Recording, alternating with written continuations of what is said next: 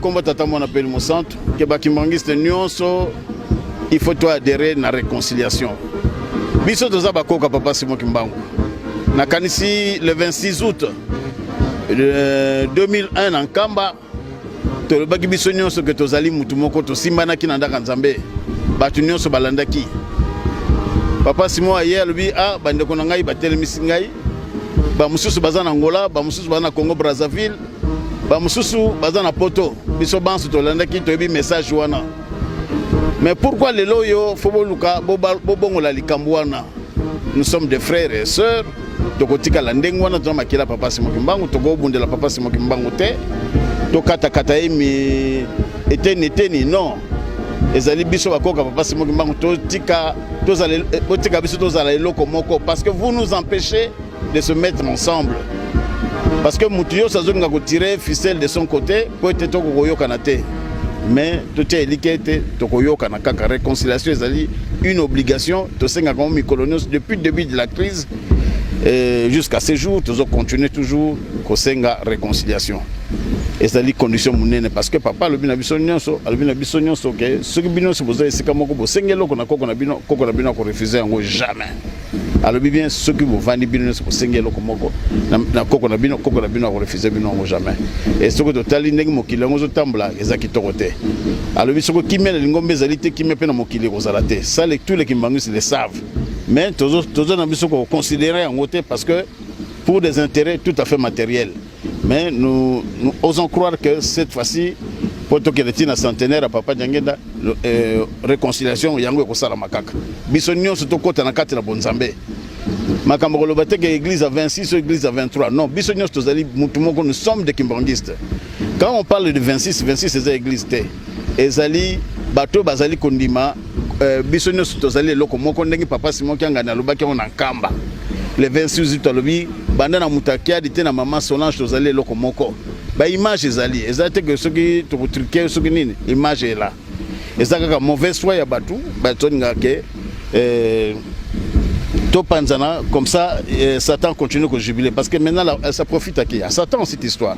Ils ont profité à Satan. To la mukabiso so bakimbangiste to za la bomoko to chama bonde na biso na likanisimoko pour être ko banda na mutakiadi te na maman Solange to zonga bomoko. Ndenge papa Simon Kiangane alobela ko na nkamba. C'est très important. Mosali na Nzambe liloba liboso bimisaka na monoko ya mutezaka beaucoup plus important. Akolo mani makamune sokolanda sima oeza beaucoup plus important oyebi makali boso na monoko na ye. Yangwana oya le bagandi boso na monoko na ye yangwana faut prendre ça en considération. Oye tikali ezali folklore. Et loko tozali ko lukaite tozala bomoko makambo ezo kabola biso to vendre lango to bongisa nyonso wana pas vendre la kate tozali batu. Nous sommes encore des bantous. Quand il y a un problème, vous vendez un messa, vous lobili kambi bokena sanzete, l'arbre par l'arbre, bokeko vanda bo lobili et c'est comme ça que ça se passe partout ailleurs. Yangwana na kosenga ete toza la bomoko biso so bakimbangiste à travers le monde. To finga te to le makambo ezanga na ngotina, ezana na sens te. Nous sommes des frères, papa Simon c'est notre frère, papa Zako c'est notre frère. Toute la famille Kimbangu, tozali ba frères et des sœurs. C'est du mutuaya ko perturber biso na likambo na te. Ya on kana ngaka na bana bakimbangiste nyonso, to adhérer biso nyonso na bolingo penza vrai bolingo parce que ezali na sens te. Ya ko ba bolingo mibe ko misala et quand vous êtes incapable beaucoup de nanzela parce que ça me rend mon côté européen yombo tete ou bien ça me rend natura européen yombo tete. Non, ce n'est pas chrétien, ce n'est pas chrétien. Toujours que nous attendons la makanda ma wonso banza. Ça to yamba bi colonion so mukile ko ya pa na biso. Na komo ya kolo Yesu. Mais quand nous sommes il fallait te démontrer tout cette image qui toko na église. Toujours cette image qui toko te. Tokutani a toko pesa na mbote te. Ou bien ndoko mo ko funda un tel, ko funda un kimangiste na nini. Bango bazo sambela kuna. Mais ko sambela ezali kama bete. Mais papa balobi na biso boye même na principe méthode ezali que etambola saka lingomba ya kimbangisme. Na principe méthode balobi na biso na article 11 na kanisi ya nini wana balobi boye. Soki likambo ezali entre bino bakimbangiste bo memaka on na l'état te. Bo kende bo vanda sika moko bo bongisa yango. C'est comme ça depuis le début ya crise oyo. Jamais biso comment mukanda na l'état pour na kofunda papa Simon ki azaboye to sali yango tambala moko te. To sali yango te pourquoi? Parce que nous estimons que faut to vendre sika moko to vanda to sisa makambo wana. Parce que là ça fait la honte. Ça fait la honte quand on se met pas autour d'une table. pour nous recevoir là. Quoi c'est moi qui m'bango. Mais c'est pas normal. Hein? Et ça normalité, c'est bon qui te va c'est comme quoi. Nous le bango sans gêne parce que ça comme ils ont mon nana, ils ont malamté. Et il est temps que tous les gens qui sont le bamakambu, tous bon ça nyonso, les parents pas bon c'est la gibiso, tout quoi dans l'unité, la division T. L'union fait la force, non? Mais quand vous êtes divisé, vous ne représentez plus rien. Au moins, parce que vous êtes affaibli. Vous êtes affaibli. Ou bien nous sommes affaiblis. Vous allez comprendre ce que je voulais dire. Et bon, il bisonné tout fallait tous acteurs et les bossons dans ma cambia mboka. Biso. Parce que les papa c'est moi qui j'ai vu nos parents. Nathan en 1990, tant ma cambia la démocratie dans mboka. Pas continuer ce bazar au centre. Tu vois? Bazar au talana nous papa Djangenda. Bazar au talana nous papa Koulouti. Bazar au talana nous papa Fouambanza. Pourquoi? Il faisait ça pourquoi? Parce qu'on représentait une force. Mais aujourd'hui cette force-là elle est affaiblie. Pourquoi? À cause de la division. Tu vois, nous devons éviter ça. Tous les gens qui Sikamoko, on peut être représentant comme une force. Surtout les gens qui Sikamoko comme encore plus fort qu'avant.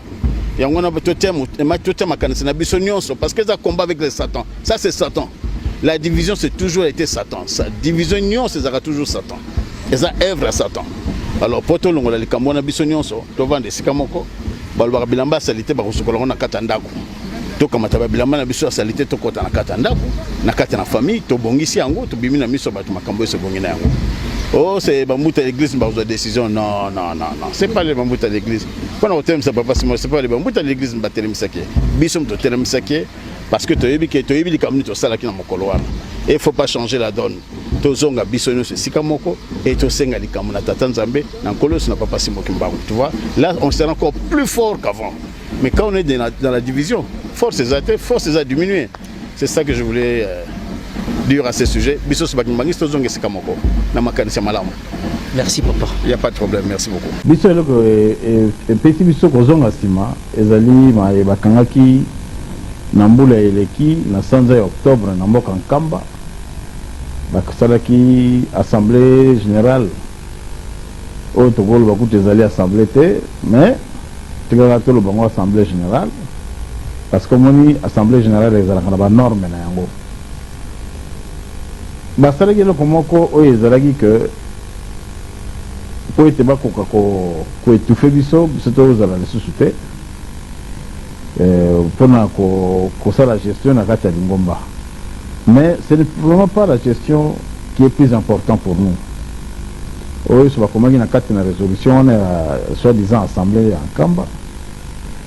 Dans le total, il y a une conformité. Je dis, mais ndenge makambo basali bakani makambo yo oyo ezali malamu te eza kotia biso mosika na mayeba tata balobaki na biso tobi te ebongi lokola ekomi kopesa matata bamosusu baswana bamosusu boye biso toza bandimi tomoni te tokokoswana te oyo kuna bapesi loboko ate loboko na ye na kati na mokanda wana azali ndeko na biso po koevite baproblème ekoka kozala tolobaki te tika tozala na biso de kote tobanda na biso totala ndenge makambo ekotambola po ne pas kotia trouble kopesa soni na tata Simo Kimbangu na batata na biso tobi tika tozala de kote totala mosika. Mais malheureusement distance tozwaki parce que na kati ya mikanda eza makambo ebele na kati makambo mingi bakangaki na mboka Nkamba oyo babengi ba résolution soki bato balandaki point de presse esalamaki dernièrement je crois que bakoki kozala édifié esali baarticle eza mwa mingi mais nakoki kosite mibale oyo tomonaki ke ezali malamu te ezali kopesa kitoko te na ndenge toyebeli batata na biso ndenge mpe mai balobaki na biso alors tomonaki ke ezalaki malamu te par rapport a makambo wana tolobaki te teka topesa tobeli na mwa nzoto na biso. Makambo yango lobi mibale est-ce que batelespectateur vraiment bakoki koyeba yango te ezali doctrine elingombe baloli yango et puis mibale bakoki kotouche personnalité ya papa Kisolokele oyebi batata na bango misatu on n'a rien à reprocher na batata wana. Je dis sincèrement maman tata yesu bapesaka ye respect mais soki otali bakomi na kati na mokanda wana oyo akoloba ete papa kulutu abotaki bana na mama mosusu eza biloko moko na koloba ngo kilo eza makambo bakoloba te. C'est comme si toza kosala susu procès na batata oyo basali lingombo oyo kokozala ndenge yango ezali respecta moke te. Alors kokono oloba biloko wana epuis kokono koluka kokabola biso na kati ya biloko wana tomonaki yango conforme te. Nakanisi bafamille kisorokere nyonso ezali wana soki bakisorokere bakoki conteste ndeko na bango pour y arriver même à ça, je comprendrais, mais même les kisorokere baza nango d'accord te. Ezala maman kisorokere azana na bomoi azana nango d'accord te. Alors tout ça ekotaki na kati na ba résolution wana. Alors comme le col les kamoko bali ko imposer yango sur le terre. Ce de ko di masalité wana te. Pona ko sala procès na batata na biso eza propre te, ce n'est pas digne. Et ça na mangati na culture na biso ba bantu. Alors tout le monde c'est une première. Tout le monde que non, pour ne pas encourager des choses comme ça, autant faut se retirer, batba soit naté, babundate. Au moins batata va boti biso balobi na biso boye. Le 10 août 2001, juste après kokunda mama na biso, mama Dialungana, papa vanisaki biso bana nyonso une semaine avant liwana ye. Papa vanisaki biso bana nyonso oyo bazalaki présent na kati na Kinshasa, tovandaki na papa na mboka Nkamba. Papa apesaki biso ligne de conduite oyo tokoki kosala po ete lingomba na ye après bango ekoka kobeba te. Papa alobaki na biso te ke bokabata papa Simon Kiangani botia ye Kimbangu Kiangani botia ye représentant légal te. Papa alobaki na biso boye te. Papa alobi na biso boye na le 10 août alobi ete bana na ngai bokoki kosala likambo moko te soki bino nyonso bovandi esika moko te. Wana ezalaki parmi makambo alobelaki biso oyo ezalaki plus important oyo ngai nakoloba na yo sika sikoyo alobi ete mwana moko te akokanga décision na ye moko. Abi à chaque fois bokokanga décision mpo na lingomba il faut bino nyonso bozala esika moko réuni bovandi ensemble et bokangi likambo biso tokosala tokobénir likambo wana bopesi yango na baresponsable de l'église. Wana soki otuni ndeko na ngai nyonso en tout cas bakopesa yo eyano ngai na yo topesa yo. Le bande tobongola makambo ndenge toza kobongola makambo, mais en tout cas si on est sincère c'est parmi les recommandations clés oyo ya papa na date le 10 août 2001 na mboka Nkamba de 16h jusqu'à 21h. Papa azala kopesa biso ba recommandation oyo po te tokotambusa lingomba.